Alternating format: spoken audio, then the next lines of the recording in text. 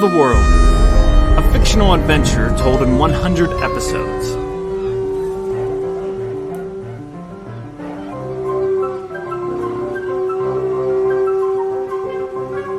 Episode 26, Rogue.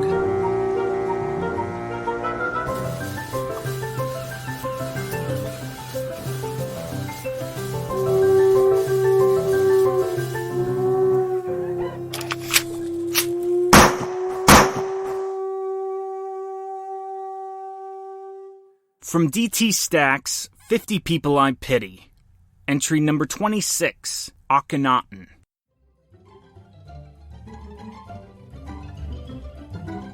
Learn this and learn it well. Cause change in one arena of life and you'll be remembered as an innovator. Better still, if you gain some steam towards this change but never actually make it to the top of that mountain, fret not, for you will still be remembered as a dreamer. There's no danger in wanting to change one thing. People are multifaceted, so they can bend on one issue, one thing, no matter what that may be. Case in point, the man in charge of the first great civilization, the Pharaoh. There came a time in Egypt's long elephantine history wherein a young ruler by the name of Amenhotep IV came into his own. We could bark at him right out of the gate for using his one thing on the menial labor of changing his name from the aforementioned Amenhotep to the newly minted Akhenaten, fresh enough to not require a number after its pronouncement. But I'll give old Aki a freebie on that one. Where Akhenaten uses all of his valuable points is on the deferment of Egypt's religion away from the Ra's and Horuses towards a new solar disk god. One god to rule them all, a preeminent god. He called him Aten, and the whole of Egypt scratched their heads and mumbled, "Ah, that's what's going on with his new name, Akhenaten." I get it. Akhenaten had his one thing. Great. One could even say that he converted Egypt shrewdly. He didn't appear to murder dissenters of the new faith. He made pronouncements to associate Aten as a new name of Ra. Aten was not merely the new god on the block, he was, in essence, in literal essence, the amalgamation of all of Egypt's gods. This new monotheism did not require the betrayal of Egypt's many hosts of heaven. Nay, it merely was the result of the people's fervent religiosity. All things were summed up in this one. All the gods found their true identities, their final godness, in Aten himself. You see? Right there. If Akhenaten stopped there, he'd be the greatest innovator of not just his age, but all ages. He'd be the great innovator of Egypt. And if by some chance, a later generation, a son or daughter, a King Tut or a Queen Nefertiti, undid all of Akhenaten's labor in service of the solar disk Aten, then still, fear not, for we would elevate him to this day as the greatest of all idealistic dreamers. John Lennon would sing his tunes forever for sure. But the devastating truth is that Akhenaten couldn't stop there. He moved the capital to, wait for it, Akhetaten. That's right, Akhenaten lived in Akhetaten, worshipping Aten. And that's not all. Akhenaten loved his wife just a little too much.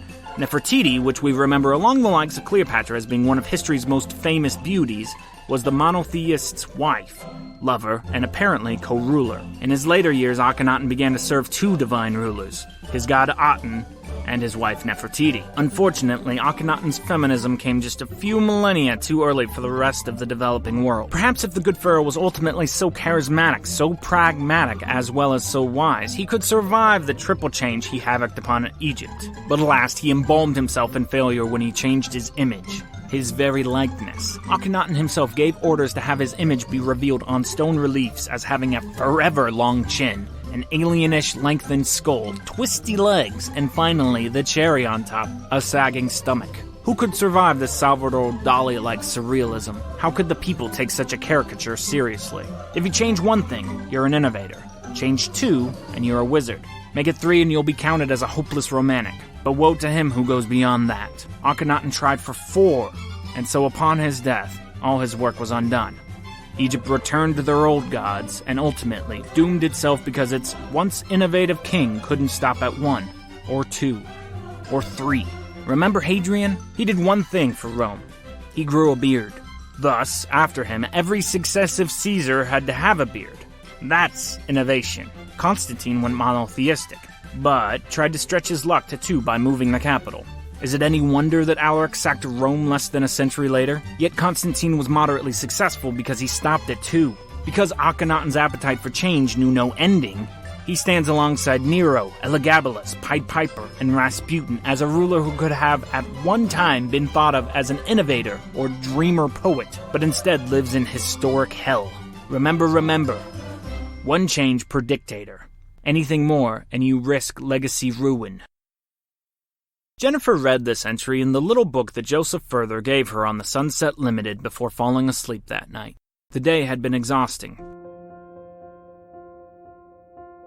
It began in the morning with an improvised theater of remembrance. Unlike Jen's first experience of this performance art on the high seas, this one was handed to and fro from storyteller to storyteller. It was a funeral service wherein the grieved remembered tales gone by that never truly were. Jen surmised that no one knew how to actually end this theater, when its conclusion ultimately concluded so very much. And so the stories came and came, with sailors going back and forth 3 to 4 times. Jen figured that Lex came upon the, quote, stage 5 separate times.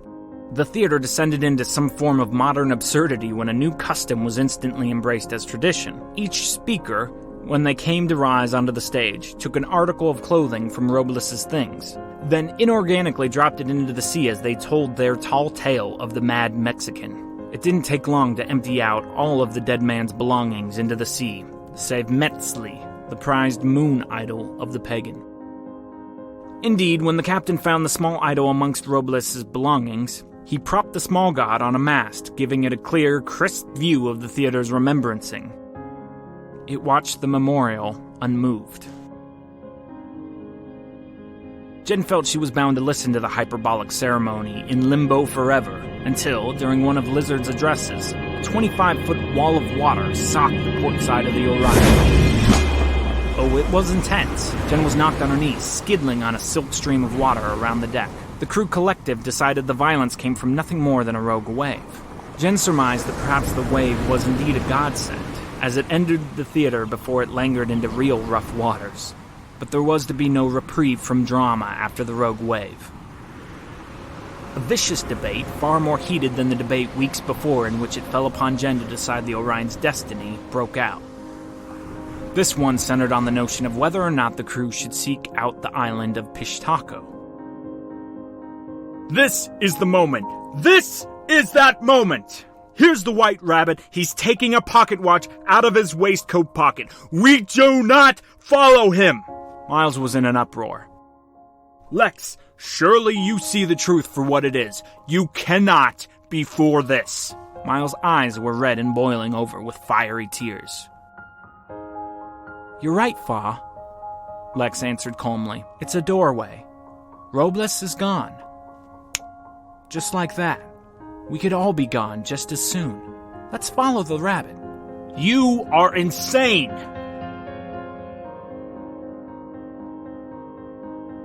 Lex would confide to Jen that she'd never seen Miles lose his cool. Not even a little. But here, he was manic.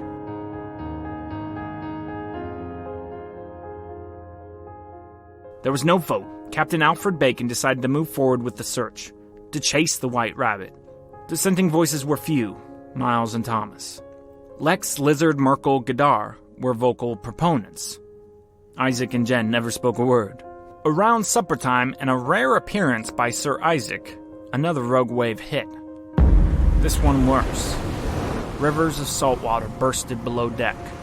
It was like being hit by lightning. A sudden jolt, the floor below you disappearing. You lose all sense of direction, all sense of safety.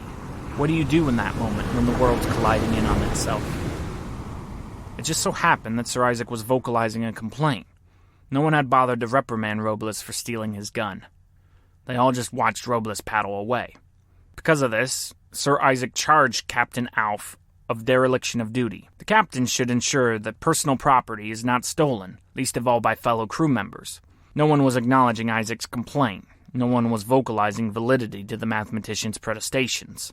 He railed that the boat was sinking into anarchy, and that's when the rogue hit.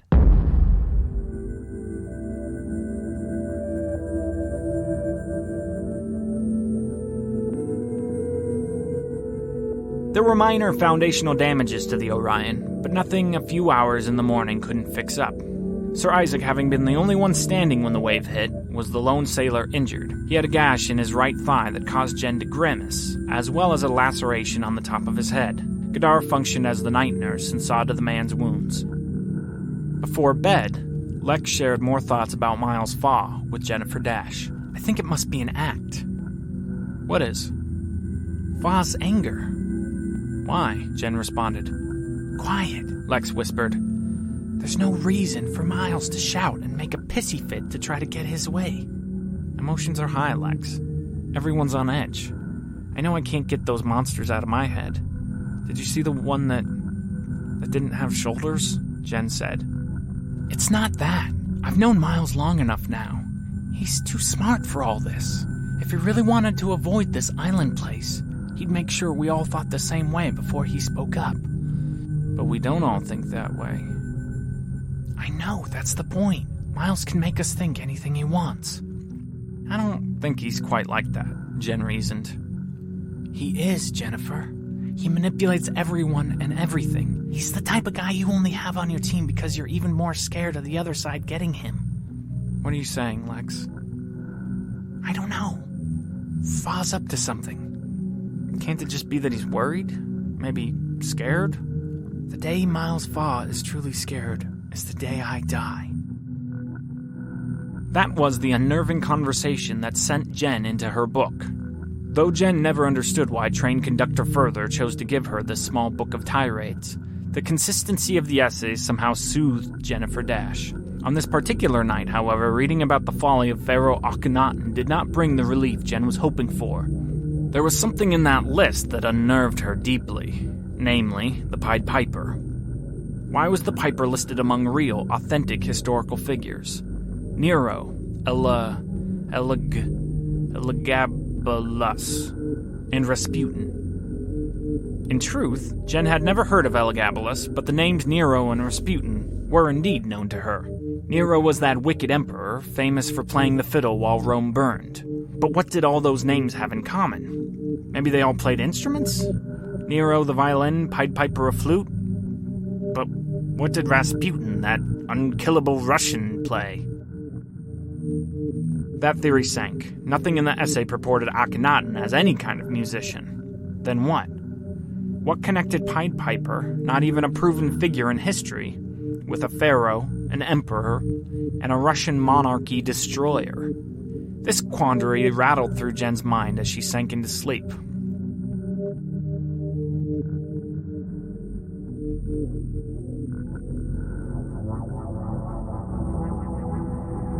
In the dream world, that ever-returning solace wherein a boy climbs a mountain to heaven, something was happening. The boy was ascending the mountain to God, as he did every night. But on this replay, he wasn't climbing. He was falling. Not off the mountain, not down it, but up. He was falling up, towards the mountain peak. Suck in the air. Jen opened her eyes. She'd been thrust onto the ceiling. A miasma of chaos. The world was inside out. The world was upside down. Faintly, Jen heard shouts. Shouts and screams. Shouts of voices she knew. Screams from a primate. Then, like a clock spinning into gear, her mind focused. Jennifer Dash was drenched, her body shivering in a layer of salt water. The Orion was upside down. Another rogue wave. This one must have been the big brother of the others to literally knock the Orion over with such force.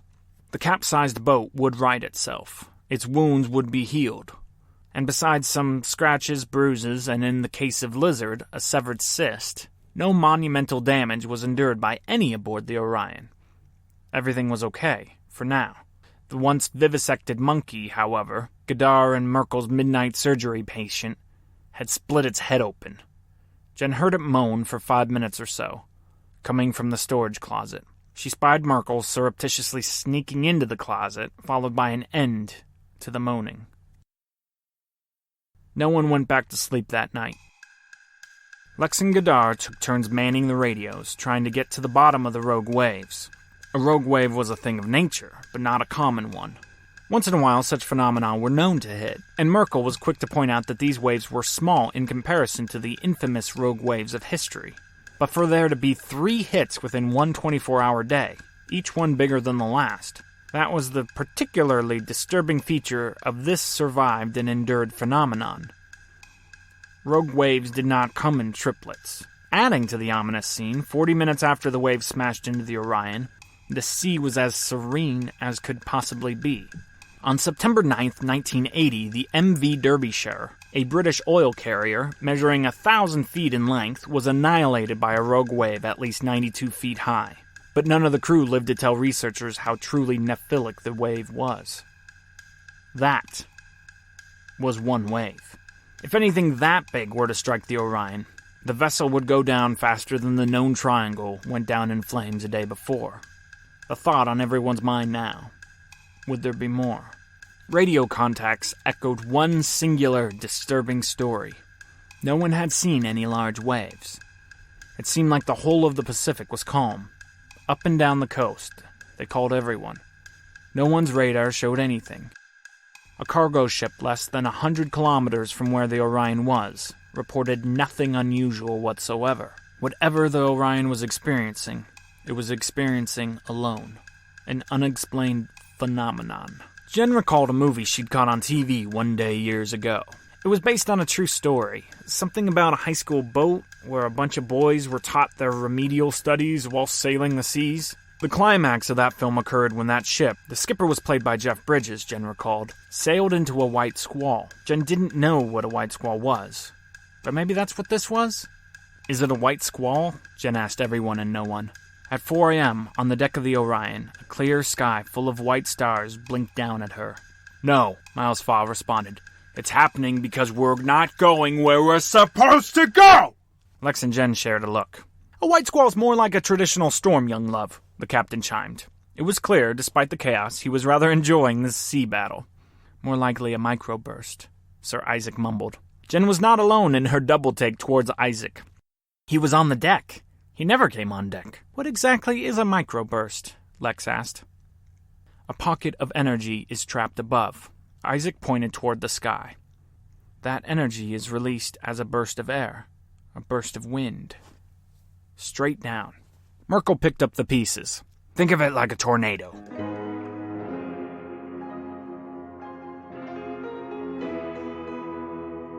But instead of the air current swirling around, it's streamlined in one direction. It shoots down, hits the surface of the ocean, and sprawling out horizontally in every direction. That could easily account for the waves, but there would be 70 to 100 mile an hour winds in front of the wave, maybe even stronger. We'd know the wave was coming. Did anyone feel high winds before the hit? No answer. There were no winds. The waves came as specters. There was no warning.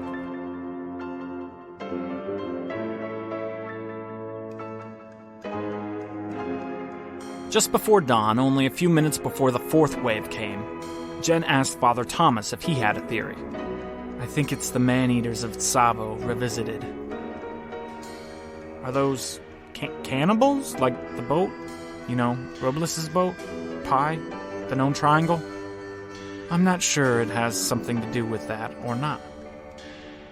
So you think it's man-made? Certainly not. No, the man-eaters were 2 lions in Africa. The Brits were trying to build a bridge, using lots of local help. But these 2 lions, they just started killing. Some say they killed over 100 people. They ate for fun, or sport, or something. They didn't eat the people. You understand? No, nature doesn't work that way. Lions don't go ballistic just because. That's not evolution. Killing for fun is not in a lion's DNA. They were sent, Jennifer. Sent by whom? Maybe the devil, maybe God. Why would God do such a thing? He may not be who we think he is. Did Robles ever tell you why he was a polytheist? No. He believed that following one god was a play of power that an old pharaoh started. That monotheism was an attempt to centralize power. Freud thought that was how monotheism came to Moses, and subsequently the Jewish people. And from the Jewish people, the rest of us inherited one God, to rule them all. So Robles thought that Judaism was a hoax? He told me that the gods, the pantheon, and all the others, they all wanted to claim the top spot. So when we monotheists pray, All the gods listen, because they all think we're praying to them specifically. You think he was crazy? No. I think maybe there are many spirits, even many humans, who want all the prayers of the saints to be theirs for the taking, and God will not let them pretend forever. He humbles the many with his wonders. So you're saying the rogue waves of judgment? How should I know? I'm just an old priest who can't pray well at all anymore. Is it ever hard for you to pray, Jennifer? The wide-eyed father's eyes grew immeasurably wider still, because he saw destiny. Lizard cried out, "It's coming! It's coming!" "Below! Get below! All hands below!" the captain cried out. Jen saw it before she fled from the sky. A wall of water. Merkel would later say it had to have been 50 to 60 feet tall, like a monolith, hovered toward the Orion. Going below deck frightened Jen. She feared she'd be trapped between floorboards when the water swamped in. She didn't want to drown stuck in the bowels of the boat. She'd rather drown in open water than stuck in such a tight space. Worse still, it was cramped below deck. Bodies hyperventilating, awaiting fate. A giant wave was coming, any moment now. Jen looked at the faces huddled around her. These geniuses, these beacons of reason and wit. Oh, how little innocent eyes peered out from their faces.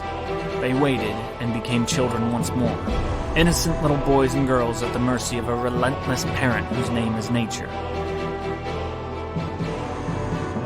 We are all children now, Jen thought. This time, Jen experienced the crash in slow motion.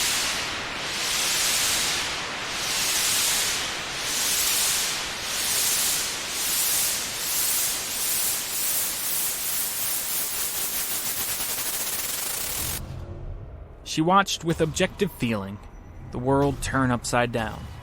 And it just kept on going, spinning right back up again. There wasn't even time to fall on one's head.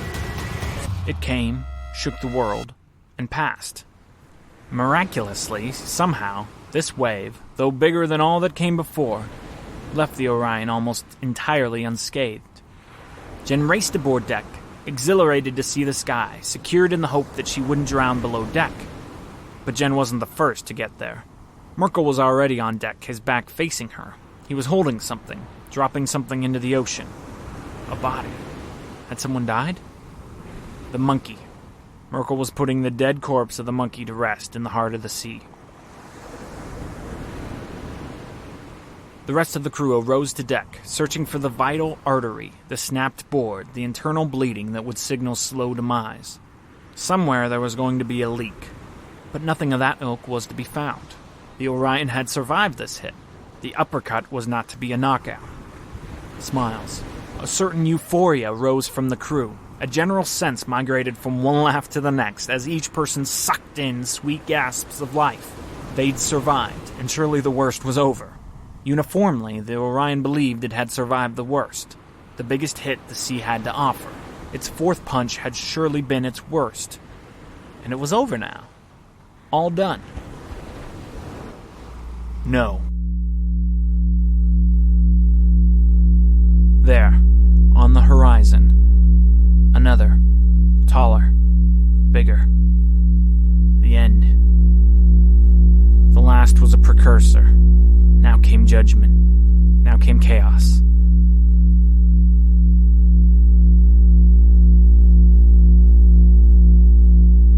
On deck, Father Thomas noticed something that gave him pause. Metzli, the idol, Robles' idol, it stood on the mast, plain as day. It even looked dry. How could it have stayed in the exact same place since yesterday?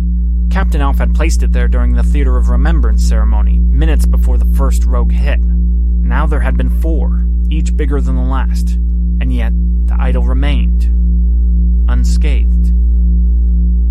Father Thomas ran and grabbed the idol, held it in his hands, lifted it up toward the sky, and awaited the oncoming monster wave. Jen, just as she had minutes before, found her way below deck with the rest. Was this to be the second suicide in as many days? Father Thomas held the idol up, into the face of the behemoth's 70-foot wave. It was an offering to the god of the sea. Before it struck, Miles Fa agonizingly said to himself, huddled next to the others, I should have known better. I should have foreseen this. Then, the rogue hit.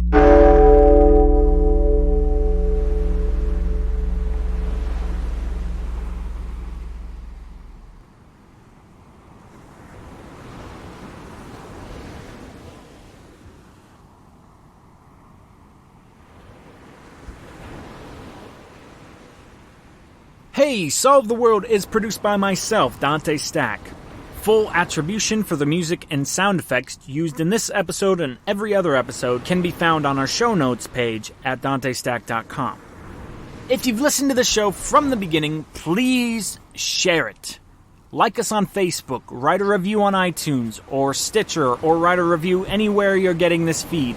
Or tell me how you like the show on our Facebook page, facebook.com/solvetheworldpodcast. Don't be the silent majority. Be vocal and be a part of this story's community. Let's build this story together and follow Jen Dash to the very ends of the world. Deal?